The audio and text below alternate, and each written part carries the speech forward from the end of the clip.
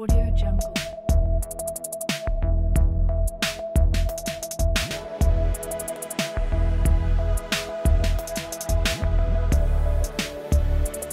Audio Jungle.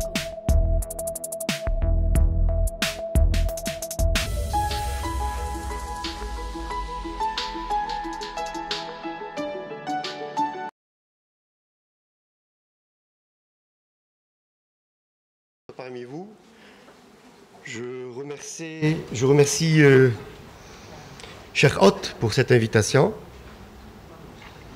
Donc on va changer de topo, on va parler de restauration. Ce qu'il faut savoir, c'est qu'en cabinet dentaire, en omnipratique, la majorité des actes réalisés sont des soins conservateurs. On le sait maintenant, avec une demande de plus en plus accrue, plus forte, pour des obturations esthétiques. L'évolution des techniques d'obturation au composite, qui est le matériau le plus utilisé ces dernières décennies, permet à la dentisterie esthétique, bien sûr, de prouver largement son potentiel clinique. Traiter esthétiquement la plupart des dents, donc que ce soit des dents postérieures ou que ce soit des dents antérieures, ça devient prévisible. Donc le succès, il est prévisible. On maîtrise la technique. Bien sûr, il y a des précautions à prendre. Parmi les précautions à prendre quand il s'agit de reconstitution, de restauration esthétique, c'est de garder toujours la vitalité pulpaire ou de la vitalité du complexe pulpodontinaire.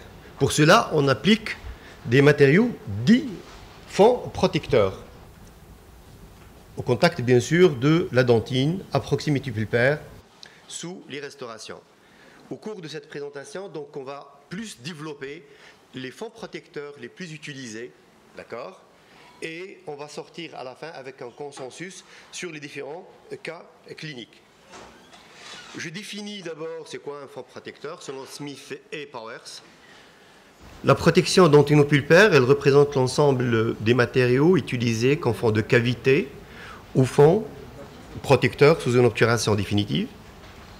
Les matériaux de protection pulpaire, on l'utilise quand et comment on l'utilise.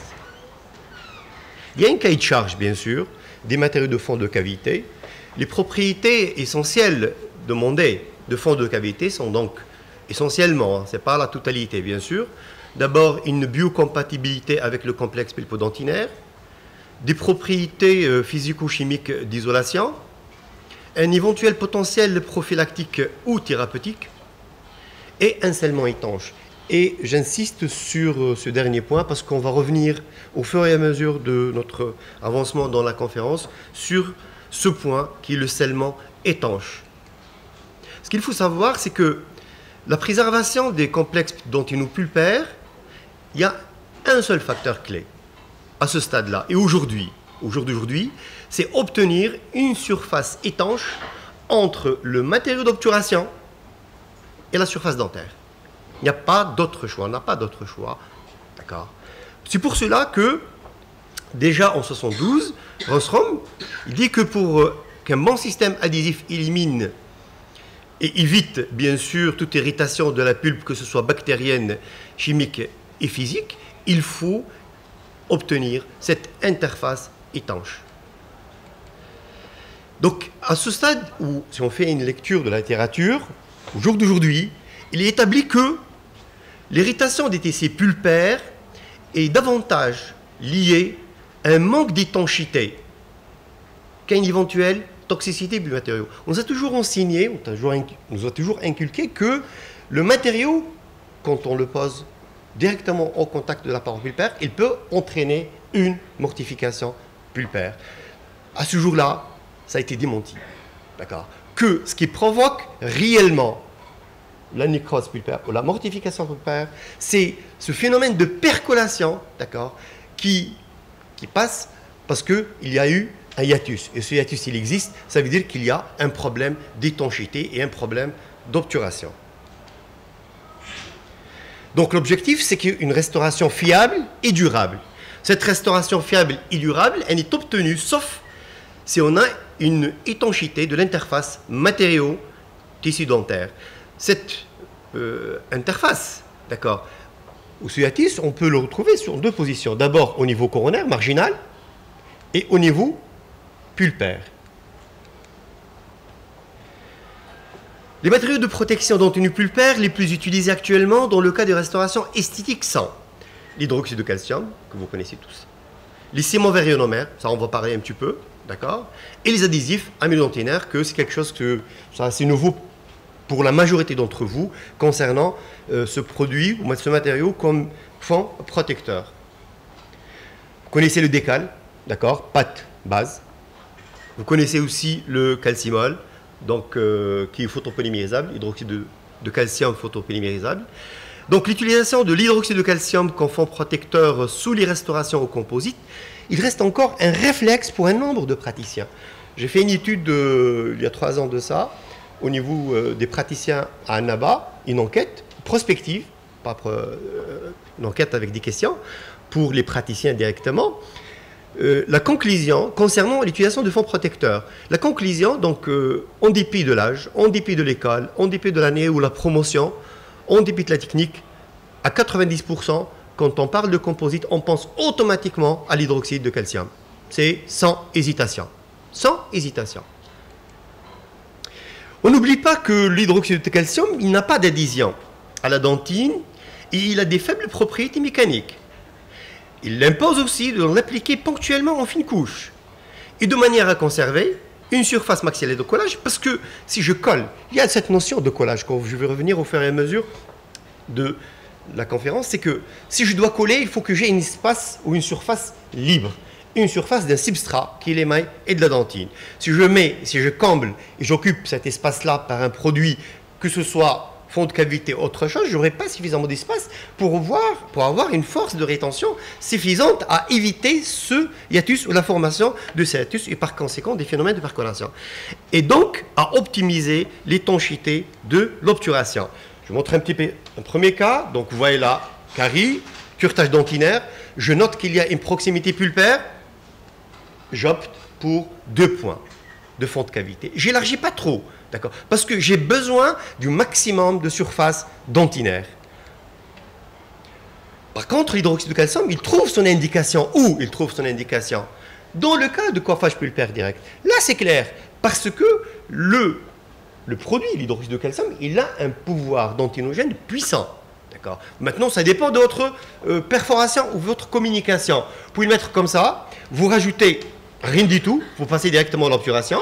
Deuxième cas, si vous avez une perforation qui est plus large, il y a l'indication d'un coiffage pulpaire direct, vous faites votre hydroxyde de calcium d'une manière plus importante et vous notez qu'à ce niveau, j'ai pratiquement occupé les 2/3 de ma structure dentinaire, ce qui va compromettre après vraiment l'adhésion si je dois mettre un composite. C'est pour ça que dans ce cas, il faut passer par 2 temps, mettre un verre ionomère d'abord, ensuite faire une reconstitution définitive avec du composite dans un deuxième temps après la formation d'un pan dentinaire. Le deuxième produit, ce sont les ciments verts ionomères.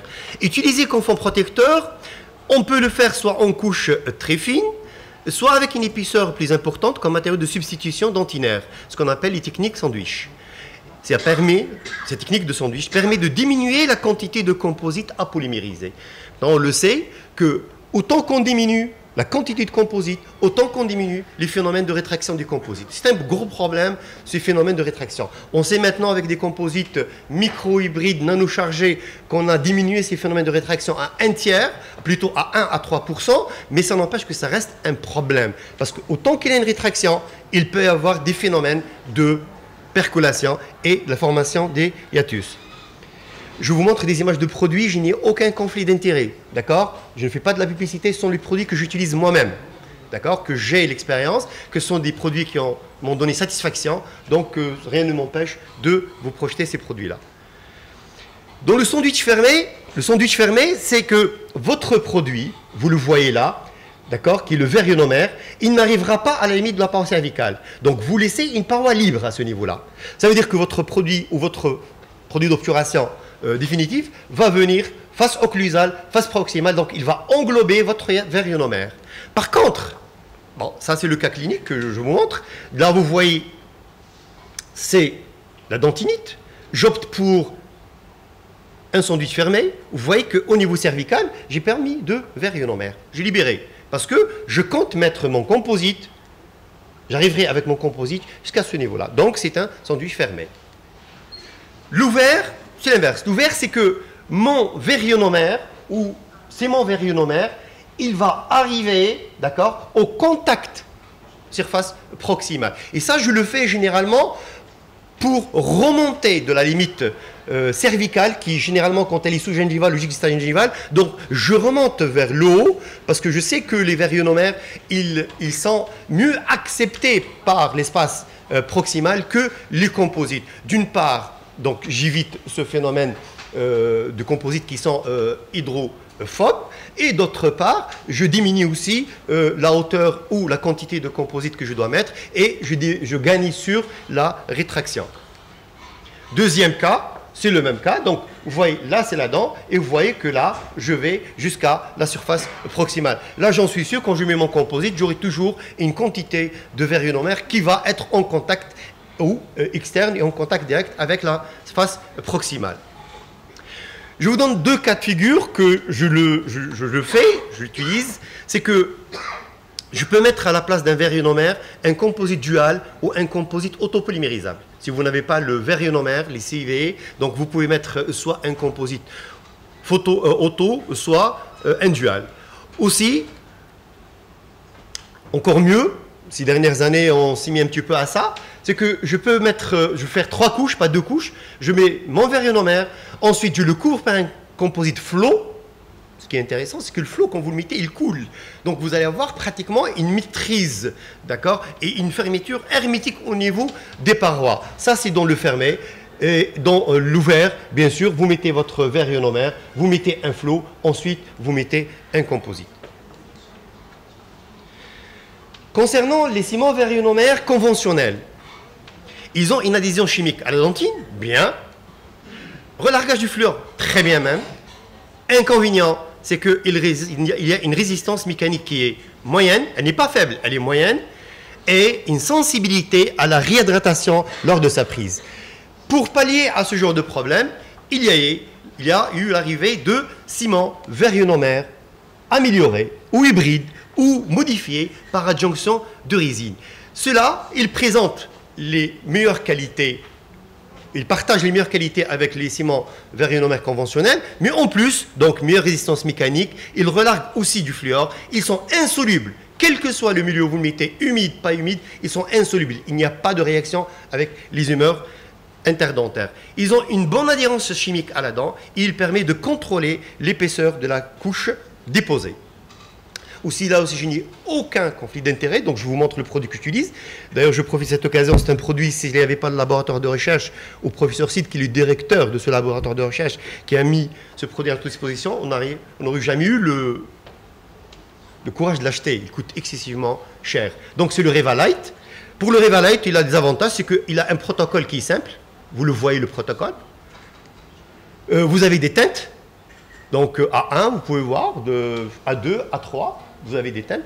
Donc vous pouvez jouer sur les couleurs, surtout si vous travaillez dans un milieu où il y a une transparence, si vous utilisez une fine couche de composite. Et la carpule, elle est très ergonomique. Vous la voyez, pourquoi elle est très ergonomique? Bon, d'abord, il faut la mettre sur vibreur pendant 10 secondes.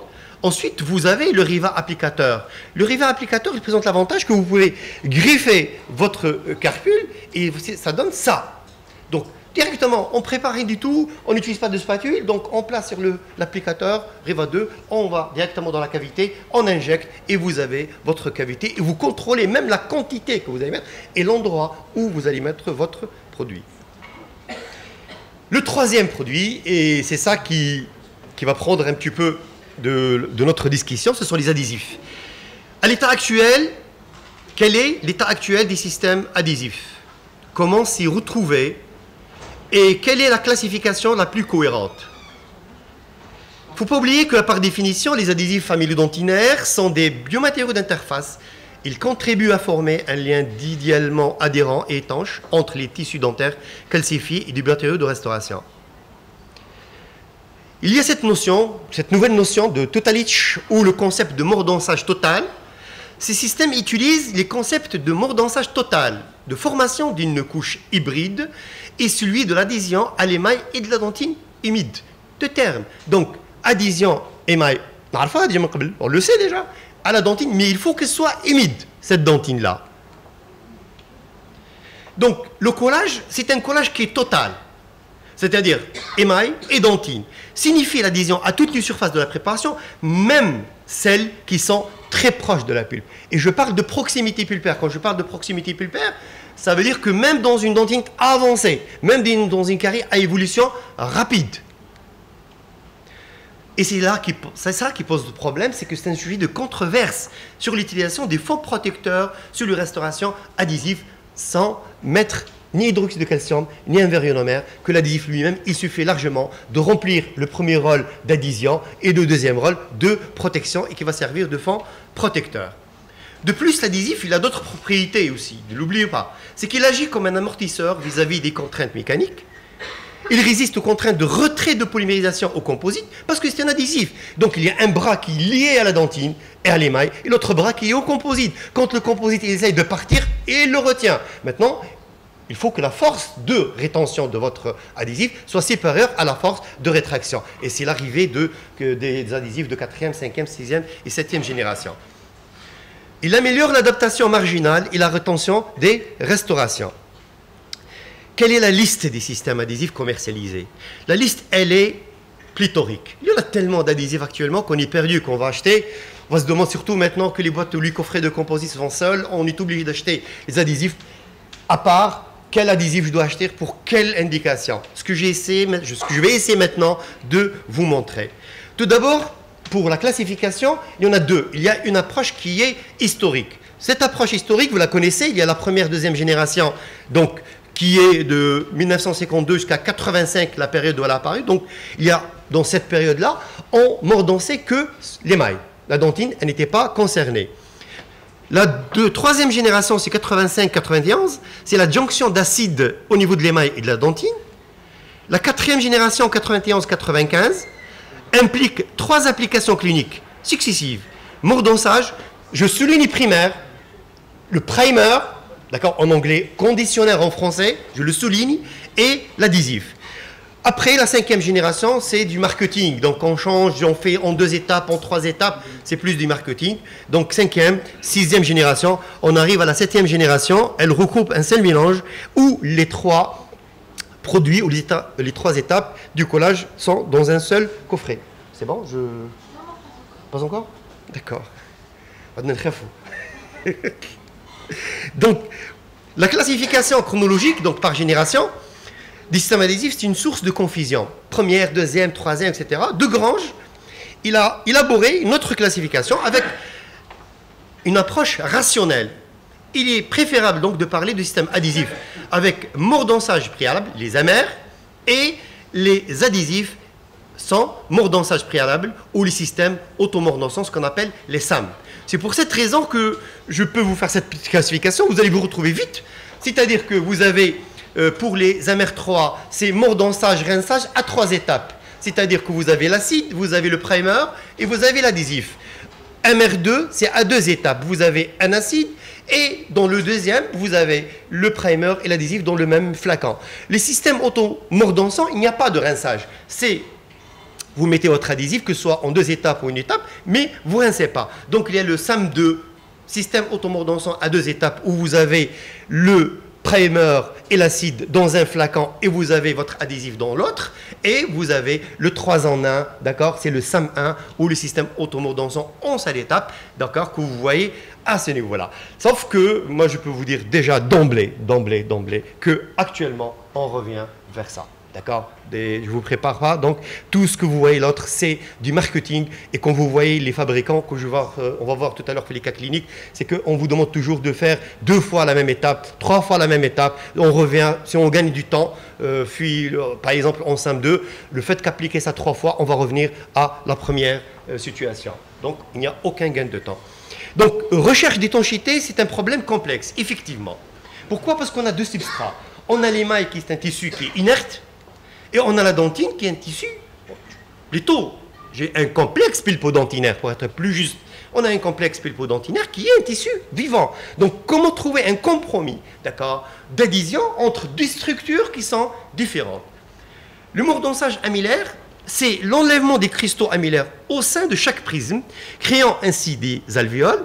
Et l'adhésion, elle bénéficie ensuite d'un microclavetage. Donc, on va avoir des alvéoles. C'est mécanique, c'est purement mécanique. Ensuite, les étapes cliniques de la formation de l'interface émail-système adhésif. Donc, vous avez en premier acide, deuxième rinçage, séchage. Mais si vous passez de la deuxième étape, d'accord, à la quatrième, ça ne marchera pas. Ça ne marchera pas. Problème d'adhésion. Pourquoi? Parce qu'il faut appliquer obligatoirement votre primer. Donc, il faut passer par l'application de primer. Ensuite, vous passez par l'adhésif.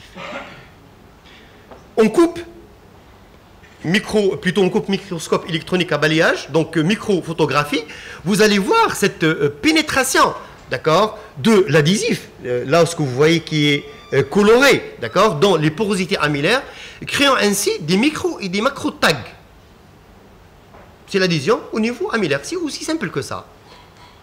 Mais ça ne donnait pas des bons résultats d'adhésion. C'était à coup sûr, formation hiatus, percolation. C'est l'adhésion dentinaire qui va combler ce manque d'adhésion à émail seul. Le mordonçage, plutôt l'adhésion au niveau de la dentine, ou le mordonçage de la dentine, a deux objectifs. Premièrement, éliminer la boue dentinaire. Vous connaissez aussi au nom de Smeyer-Leher. Vous la voyez là, avant, après. Deuxième objectif, c'est déminéraliser, d'accord, en surface la dentine péritubulaire et la dentine intertubulaire, ce qui ouvre les tubuli et expose le réseau collagénique.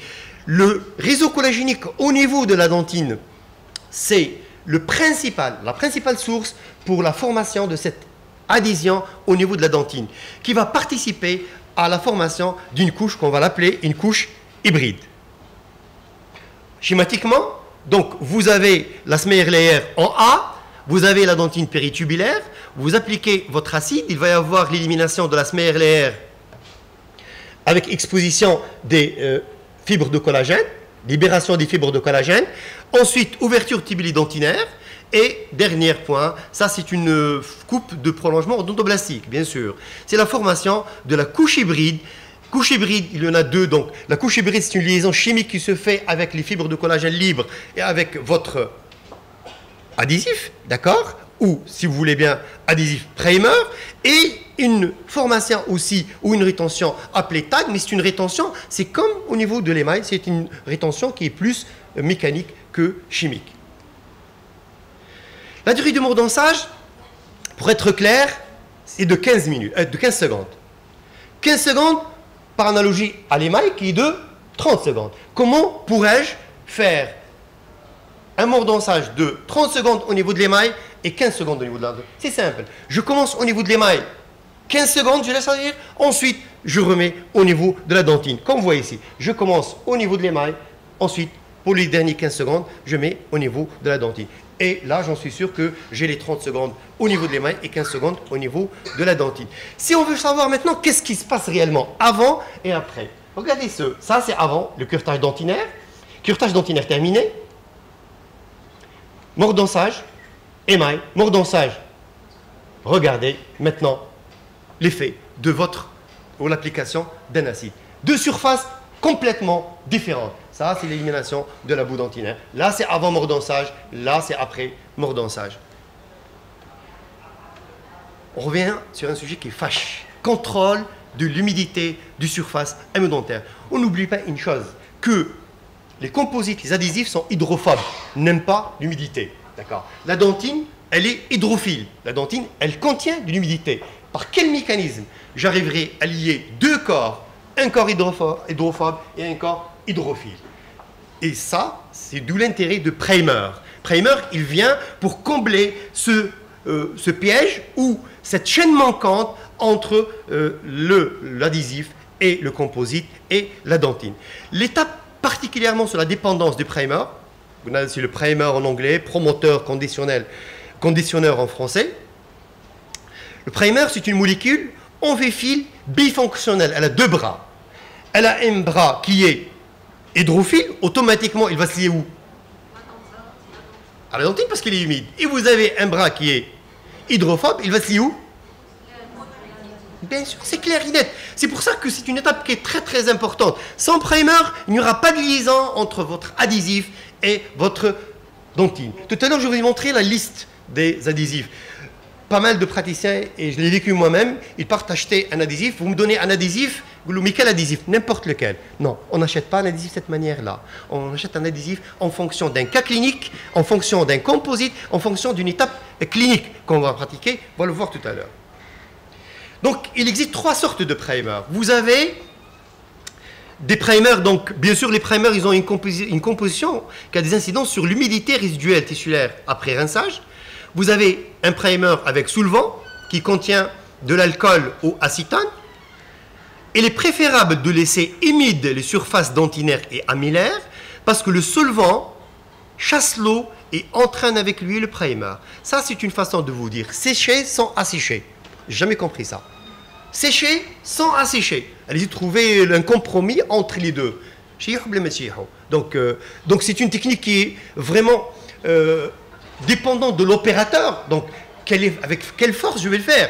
Il y a un facteur de dextérité du praticien aussi. Est-ce qu'il a l'habitude ou il n'a pas l'habitude de faire? Cliniquement, vous êtes dans cette situation-là. Ça veut dire que vous allez assécher, mais il faut que vous voyez qu'il y a de l'humidité. À quel moment je vais dire que c'est la bonne humidité pour que je puisse placer mon adhésif? Le deuxième, il est un primer avec une solution aqueuse. Celui-là, c'est qu'il est moins sensible à l'opérateur. Pourquoi? Parce qu'il contient déjà de l'eau. Donc ça ne devrait pas poser de problème. Le séchage est préconisé, mais il doit être doux. Un séchage excessif, il provoque automatiquement un collapsus collagénique, donc effondrement de votre chaîne collagénique, et vous n'aurez pas cette couche hybride, donc vous n'aurez aucune adhésion. Le troisième, et c'est un compromis entre les deux. Vous avez des solvants et vous avez de l'eau. Mais le plus utilisé, c'est le premier, là où vous avez de l'alcool, où vous avez de l'acétone. La résine ou l'adhésif, si vous voulez, ou le bonding, qu'on appelle communément le bonding, d'accord, elle doit pénétrer des tubes dentinaires et s'infiltrer dans les canaux des réseaux protéiques inter- et péritubulaires avec la formation de cette couche hybride, avec des brides résineux. Ces brides résineux, on les trouve généralement au niveau des tubuli dentinaires. Avantages et inconvénients. Les systèmes mordant-rinçage, ils ont une très bonne adhésion à l'émail. C'est vrai. Un recul clinique important. C'est très, très vrai, ça. Parce qu'on connaît ce produit depuis les années 90. Donc, 30 ans de recul, je peux vous dire que je contrôle, je maîtrise cette technique mieux que le système auto-mordant-sang. Les inconvénients, c'est une technique qui est sensible à l'opérateur. Pourquoi? Parce qu'il y a cette étape de séchage-rinçage. Parce que si vous séchez un primer d'une manière exagérée, d'accord, vous allez provoquer un effondrement de votre composante collagénique. Et plus de manipulation, ça veut dire plus d'étapes, plus de temps. MR3 sont 3 étapes. Le système automordant-sang, c'est un protocole simplifié, gain de temps. Ça, c'est faux. Ça, c'est faux. On peut le vérifier, vous prenez le produit, vous lisez la notice, et vous dites que vous appliquez la première fois votre adhésif, vous l'appliquez une deuxième fois, et des fois, vous l'appliquez encore troisième fois et vous polymérisez. Le fait de le faire 3 fois, vous revenez vers les MR3, ça veut dire 3 étapes. Pas de sensibilité post-opératoire, ça c'est vrai. Si vous ne voulez pas avoir de sensibilité post-opératoire avec les molaires, et vous ne voulez pas mettre de fond, utilisez un système automordant-sang. Adhésion à la dentine, elle est très efficace, mais comme il contient, comme ce sont des systèmes où il n'y a pas d'étape mordant-sage direct, donc le produit, que ce soit 2 en 1, que ce soit 3 en 1, il contient très peu d'acide, ou l'acide il est à concentration faible. Ça veut dire qu'au niveau amilaire, vous n'aurez pas ce phénomène de microclaftage aussi important qu'avec les systèmes mordant-sage, rinçage. Les adhésifs sont-ils toujours compatibles avec les composites photopolymérisables et duals? La réponse est non. Malheureusement, il y a un cas que je tiens à vous le préciser, c'est qu'avec tous ces adhésifs, si vous utilisez un composite auto ou chimiopolymérisable et un composite dual, là où vous avez une double réaction photo et une réaction chimique dans le même produit, il n'y a pas d'incompatibilité entre certains adhésifs MR2 et un SAM1. Et les composites ne vont pas durcir. Si vous mettez un adhésif, un MR2, un SAM1, je parle aussi pour les orthodontistes parce que j'utilise beaucoup les composites auto, c'est que vous n'allez pas avoir une adhésion et un collage efficace. Si vous voulez l'explication elle est simple. C'est que au niveau d'un composite auto, vous avez base, catalyseur. La base, c'est un amine tertiaire. D'accord. Le catalyseur, c'est un peroxyde organique. Le but, c'est que, en les mélangeant, il va y avoir libération des radicaux libres, qui sont des oxybenzoïdes, et c'est une réaction d'oxydoréduction. Ces radicaux libres, ce sont eux qui vont déclencher la polymérisation et l'hydrolysation de votre produit. C'est simple. Maintenant, si vous mettez un adhésif qui contient de l'acide, comme un SAM1 par exemple, l'adhésif au contact, que ce soit l'adhésif, que ce soit le composite, au contact de l'air, au contact de l'oxygène, la couche superficielle, elle ne va jamais durcir. D'accord. Elle ne va jamais durcir, donc automatiquement, l'acide qui va être libre, il va agir avec la base. Vous allez avoir acide plus base, donc eau plus sel, et vous avez inhibition de la réaction. Je passe. Donc, si vous n'avez pas, les fabricants actuellement, ils nous donnent des activateurs. Alors que choisir combien d'adhésifs il faut avoir au cabinet. Donc, j'ai 30 minutes ou 40 minutes, excusez-moi, parce que je me suis basé sur 40 minutes. Non, j'en suis entendu sur 40 minutes. Si je pouvais le faire sur 30 minutes, c'est l'idéal, mais si je peux le faire sur 40 minutes, maintenant, si vous voulez que j'arrête, pas de souci. À vous de voir. C'est quand vous voulez, moi je... D'accord. Donc, combien d'adhésifs il faut avoir au cabinet dentaire? Qu'est-ce qu'il faut acheter parmi les 4 adhésifs qu'on a vus tout à l'heure? Il faut se rappeler que tous les adhésifs sont sensibles à la manipulation. Et le choix se fera en fonction de la situation clinique. Qu'est-ce que je vais faire? Si j'ai une surface importante de l'émail, dent antérieure, ou la présence de dentine sclérotique, qu'est-ce que je préfère?